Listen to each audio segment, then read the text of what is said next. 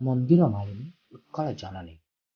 ଅତୀତର ବହୁ ରାଜା ମହାରାଜା ଏ ପୁଣ୍ୟ ମାଟିରୁ ଜନ୍ମ ନେଇ ସୁଶାସନ କରିବା ସହ ଏଠାରେ ଛାଡ଼ି ଯାଇଛନ୍ତି ଅନେକ କଳାକୃତି।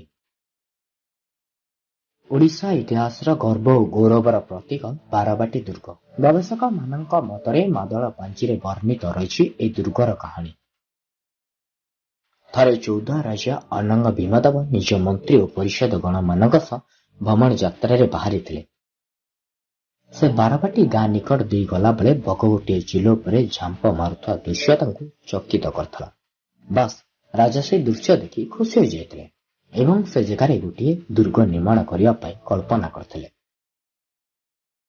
ନିର୍ମାଣ ଶେଷ ହେବା ପରେ ରାଜା ନିଜ ରାଜଧାନୀ ବିରାଟ ନଗରୀ ଚୌଦ୍ୱାରୁ କଟକକୁ ସ୍ଥାନାନ୍ତରିତ କରିଥିଲେ।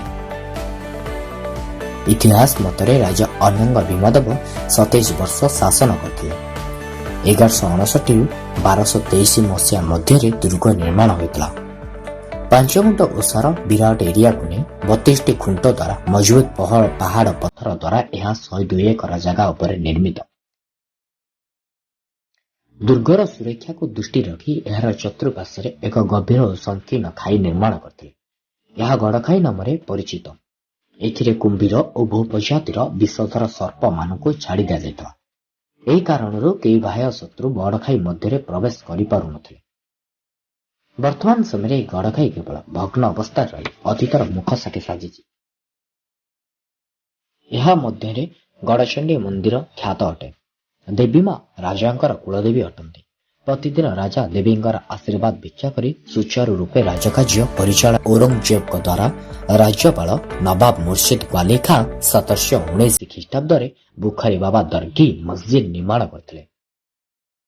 1803 ମସିହା ବ୍ରିଟିଶ ମାନେ ଏହି ଦୁର୍ଗ ଉପରେ ନିଜର ଆଧିପତ୍ୟ ବିସ୍ତାର କରିଥିଲେ।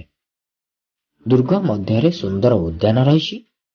ଅତୀତର ରାଣୀ ନିଜର ସଖୀ ଓ ସହଚାରୀ ଗଣମାନଙ୍କ ସହିତ ଉଦ୍ୟାନ ଭ୍ରମଣ କରୁଥିଲେ। ବର୍ତ୍ତମାନ ଏହି ଉଦ୍ୟାନ ରାଜାରାଣୀ ଉଦ୍ୟାନ ନାମରେ ପରିଚିତ। ପ୍ରାଚୀନ କାଳର ଏହି ମହାନ ଦୁର୍ଗ ଏବେ ଭଗ୍ନ ଅବସ୍ଥାରେ। କେବଳ ଅତୀତର ମୁଖ ସାକ୍ଷୀ ରୂପେ ସେ ଦଣ୍ଡାୟମାନ। କଟକ ସହ ବାରବାଟୀ ଦୁର୍ଗର ଯେଉଁ ନିବିଡ଼ ସମ୍ପର୍କ ତାହା ଇତିହାସ ପୃଷ୍ଠାରେ ଲେଖାଯାଏ ନାହିଁ, ଲେଖାଯାଇଛି କଟକକୁ ଭଲ ପାଉଥିବା ମଣିଷ ଛାତିରେ।